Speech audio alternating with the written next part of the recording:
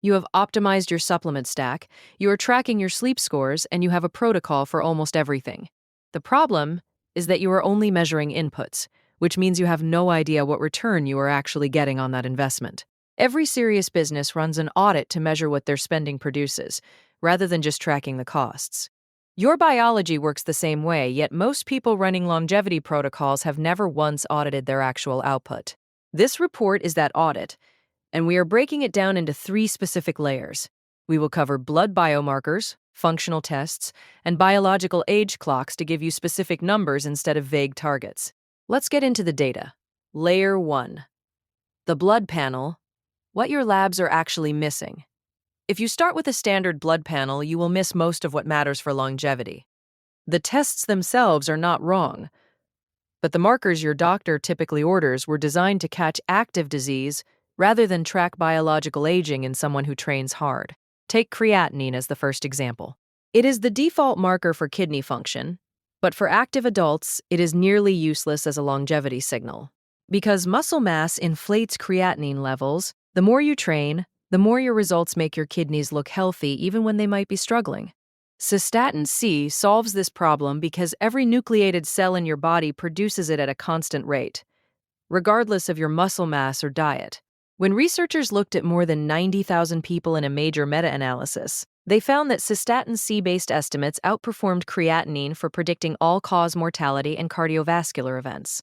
Higher levels of cystatin C also link to a faster decline in grip strength and gait speed over 7 to 12 years. If you are training seriously and your creatinine looks normal, your cystatin C might be telling a much more accurate story. The second marker most longevity panels ignore is GDF-15, which is currently the most sensitive blood signal for mitochondrial dysfunction. In head-to-head comparisons, GDF-15 beats out lactate and pyruvate for both sensitivity and specificity. It correlates directly with disease severity and tracks how fast your physical function is declining. When your mitochondria are under stress, GDF-15 catches the problem long before your conventional metabolic markers start to move. Then we have hsCRP. Most professionals see a number inside the normal range and move on, but that is a mistake that ignores the long-term data. Large studies tracking adults over 6 to 10 years show that higher baseline, hsCRP, predicts faster cognitive decline and is tied to physical changes in brain white matter. This effect shows up even when your number sits just inside what a standard lab report flags as acceptable. The fourth marker is mitochondrial DNA copy number. While it is not yet standard clinical practice, the data is directionally useful for your audit. Research suggests that having a genetically higher copy number corresponds to a 32% lower risk of Alzheimer's disease.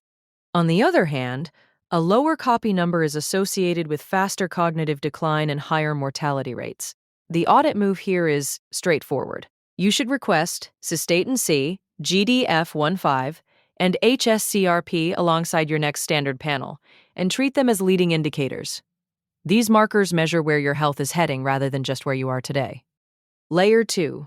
The functional tests, what your body can actually do.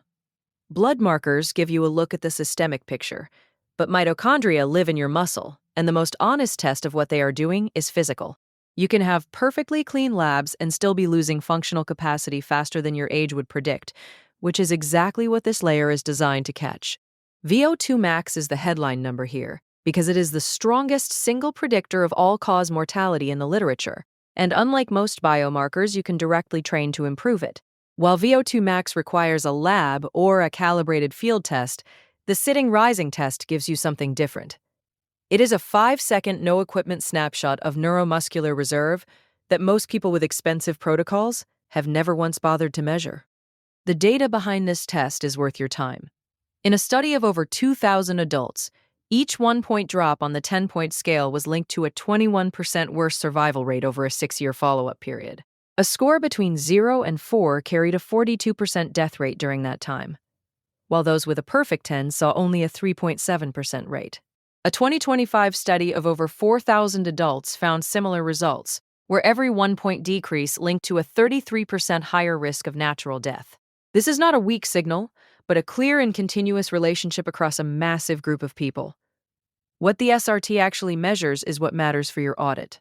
It is not about aerobic fitness, but rather how your strength, flexibility, balance, and body composition work together. A high VO2 max tells you about your capacity during exercise, but a high SRT score tells you whether the rest of your physiology is keeping pace. Both of these numbers belong in your report. The gold standard for measuring mitochondrial efficiency in the muscle is phosphocreatine recovery. After a standard workout, the rate at which your phosphocreatine levels bounce back shows how quickly your mitochondria can regenerate energy. Most people will not have access to the specialized resonance spectroscopy needed for this, but knowing the concept helps you interpret your VO2 max data. If your VO2 max gains are slow, it often reflects a slower recovery rate in the muscle rather than a problem with your training plan. On the intervention side, Zone 2 cardio has the clearest signal in the research. Moderate intensity training reliably increases mitochondrial volume and activity across multiple systematic reviews. The data shows that higher frequency produces better results, with 6 sessions per week outperforming 4, which in turn outperforms 2. While there is no perfect minimum dose, the research clusters around 3 to 5 sessions per week for about 30 to 60 minutes each. That is your benchmark for a solid investment.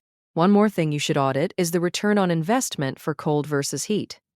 After 10 days of immersion following a workout, hot water increased protective protein expression, while cold water appeared to blunt those same responses. Chronic cold exposure after strength training also reduces muscle growth and anabolic signaling. Heat, on the other hand, links to lower risks for cardiovascular issues and dementia. If you are choosing between the two for longevity markers, the heat signal is much cleaner. The audit move is simple. Do the SRT today, benchmark your VO2 max against people your own age, and track your Zone 2 sessions as a leading indicator of your mitochondrial health. Layer 3. The biological age clocks. Are your protocols working? Blood markers tell you what is happening systemically, and functional tests show what your mitochondria can produce right now. However, neither of those answers the question that actually matters for a serious longevity protocol. You need to know if what you are doing is actually changing your rate of aging, or if it just makes you feel like it is. Biological age clocks are designed to measure exactly that. They are not meant to tell you if you are healthy in a general sense, since your doctor handles that, but rather to show if your protocols are bending the curve. There are 3 categories you should know, and they are not interchangeable. Proteomic clocks are built from large protein panels in the blood and currently have the strongest predictive power for hard outcomes. Models based on the UK Biobank can predict chronic disease and functional decline better than age or standard risk factors alone. There is now a specific health span score that predicts the time until your first major disease, and it outperforms other measures for that specific outcome. These are long horizon tools, meaning they are better for looking at risk over several years than for seeing if your last 12 weeks of training worked. For shorter feedback cycles, glycan age is a much more actionable option for you. These clocks show a stronger response to lifestyle changes than any other category in the current literature. Multiple studies show these scores can reverse with weight loss, exercise, and hormone regulation. The measurements are technically precise and stay stable between tests, which is vital if you are using it as a feedback tool rather than a one-time snapshot. Epigenetic clocks are a bit more complicated to use. First and second generation clocks show modest shifts over 8 to 24 weeks when using a full longevity program. One 12-week weight loss trial produced about a 1-year reduction in biological age on these scales. However, some popular clocks did not track short-term changes in year-long trials, which is a meaningful caveat if you plan to use them for quick feedback. The honest limitation across all 3 categories is that none of them are proven as definitive ROI instruments yet. They predict risk very well, but no trial has proven that improving a clock score directly translates to more disease-free years. They are directional rather than definitive, and that is exactly how you should use them in your audit.